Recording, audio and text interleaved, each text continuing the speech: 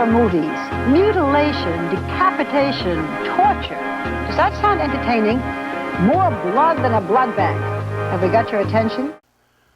Welcome back, terrestrials, to the Quarantine Movie Reviews. In this episode, we're doing a Halloween special. We're doing 2018's Halloween. And we're going to continue doing all of the Halloweens until we get to number 1. So, happy Halloween.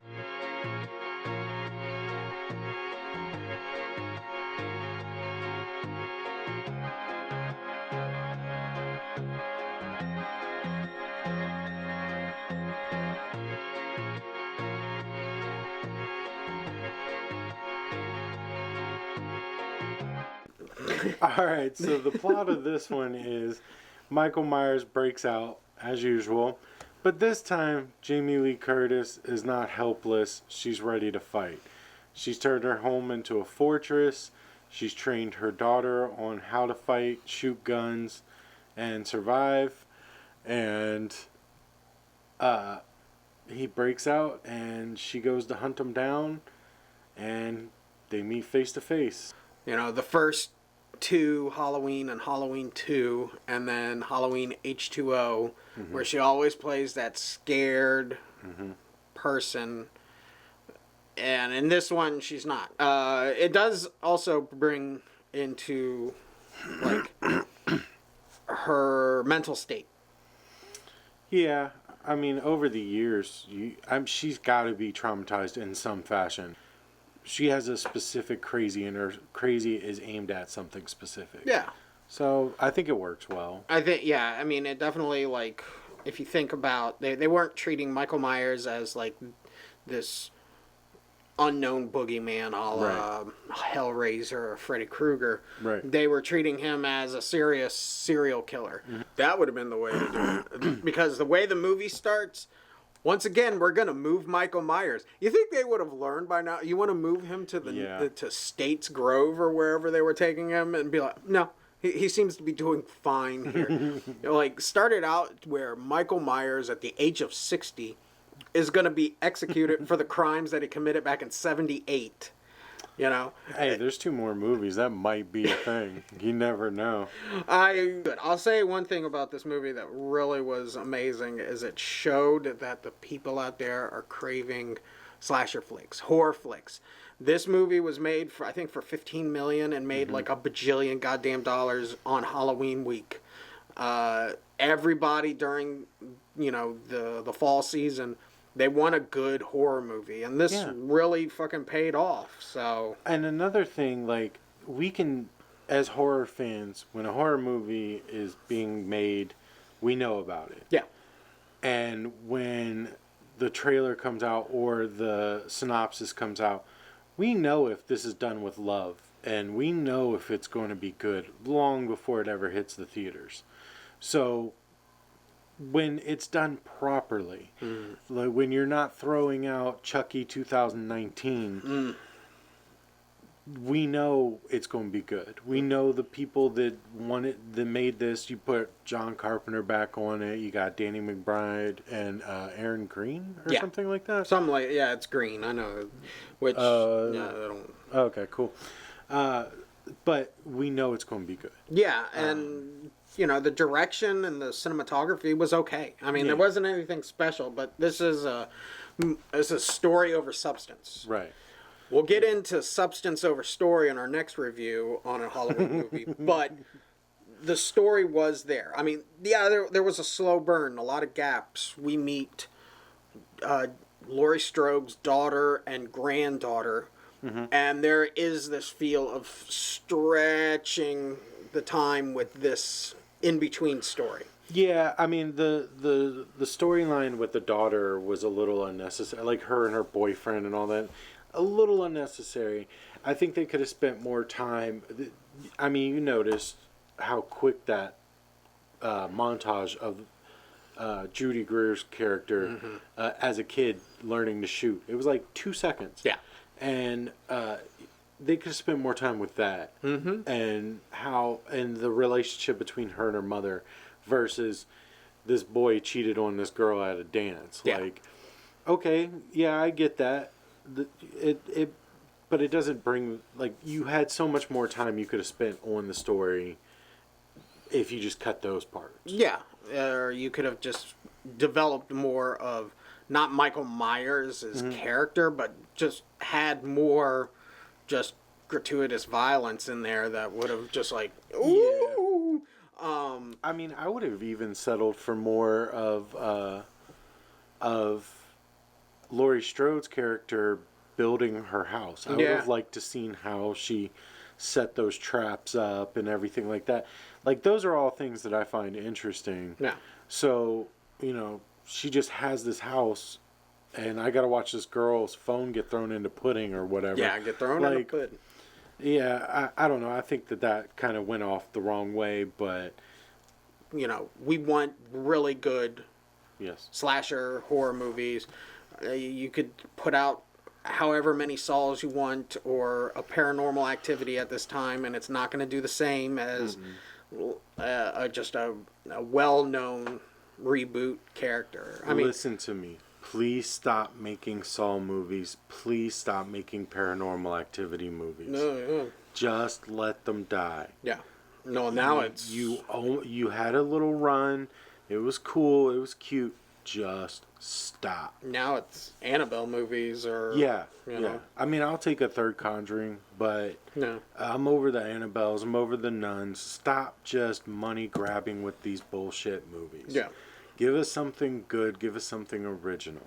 Yeah. And if you're gonna bring up the dead, do it right, like Halloween 2018, not Chucky. Yeah. Top moment. What was your top moment in the movie? Oh, dude, I've been waiting to say this. You watch this movie and you watch Laurie and her, like, obsessive, psychotic preparation for Michael, and you watch her family alienate her and just brush her off as the crazy old lady, like Judy Greer's character says at one point, like, I'm not going to let you try to tell me that the world's a scary, dark place. It's full of love and blah, blah, blah. Mm-hmm. I absolutely love the fact that Jamie Lee Curtis got to go. Fuck you. I was right. Oh, you're coming to my house now? You need to be saved by me? Yeah. All of a sudden? I love it. I was so happy for her to just be like, yeah, I told you. Like, you didn't listen, but I was right. Yeah. That's, like, my favorite thing about the entire movie. Yeah. If I had to choose one, it would definitely be the scene where Michael Myers, he's on the, it's Halloween, so, we're in trick-or-treat land. Right. And he moves through, like it's like that shot from the beginning of the first movie. Where he picks up the hammer. Yeah, and... where the camera follows him. He picks up a hammer. He beats a lady to death. And then he takes her butcher knife. I just like that cinematography move with him. That little black kid was fucking awesome. Yeah, I mean he's my he gets stabbed, or the blonde girl gets stabbed, and he's like, oh shit, Yeah. And he just like takes off, and he's like, if you go up there, you're gonna die, Yeah. and just runs past Dave. Like, I love that kid. Yeah, that he was great, and his dialogue felt like Real. legitimate. It's what Yeah. a kid his age would say. Anything just like sour. Yeah, okay, so the thing, I don't understand how the podcasters or investigative journalists fit into this story. Yeah. They don't awaken Michael Myers with the mask. They get nowhere. I guess the only reason for them was he gets his mask back. Yeah. But I don't like that scene where he comes out. One, he automatically knows which car is theirs. He knows how to work a car, and opens the trunk and gets his mask out. And that scene where he like closes the trunk and it's just him standing there and the shots through the back window. Mm-hmm. That whole thing, like, sure, it's two more bodies for the kill count, but I don't think any of that was necessary. Yeah. I was thinking the same thing with the podcasters. I wish they would have cut that and had more of the doctor like trying to get to Lori and Right. stuff, calling her, being obsessive, it would have, or they could have kept Lori still in town because she started there, and then all of a sudden they realize Michael, and then they go to the house. It would have been night, like, because we built up that preparation. She's got guns, and her house is like a fortress with lights. Well, that's great, but what if that's all back at the house, and now you are stuck with Michael Myers in a place you don't know? Jamie Lee Curtis trains with a bunch of guns, shoots him once in the hand because close quarter combat with a shotgun is really difficult. Oh, yeah. And then his daughter, who had all this gun training since 8, shot him and nicked him on the cheek. Yeah. It's like I'm like, yeah, see? Well, she definitely didn't keep up with her gun training. yeah. But, yeah, I didn't.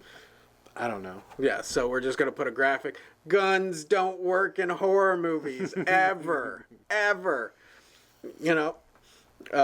Probably better than getting Jamie Lee Curtis to try, karate. Like, yeah, we're going to. Yeah, I mean, I would have gone with guns over karate too. Like, yeah, that would have been a fucking terrible idea. Jamie Lee Curtis would have broken a hip, and then this production crew would have been out of a job. But, I am good. That's basically all. All right. Are you going to star it? Yeah, I'm gonna give. You're it gonna a star star. Yeah. I'm gonna give it a 3.5. It was good. It had its drawback. It had a few drawbacks, but they were minor. So I'm gonna give it a 3.5. I'd say 4, but I want to say 4 for later. So. Okay.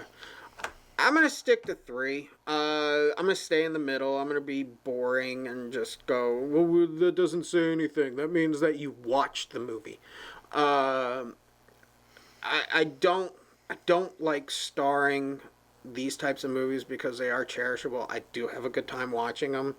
But for, conscious reasons, if I have more like, old man complaints than I do, like, oh man, I had so much fun, on, like, I couldn't believe it. I just feel like an asshole, so I'm going to give it 3 down the middle. Okay. So. Well, there you have it. Halloween 2018. We'll be doing the whole series, all 11 movies. So look forward to watching a lot of movie reviews on Halloween. Thanks, like, subscribe, share, or we're going to send Michael Myers your way.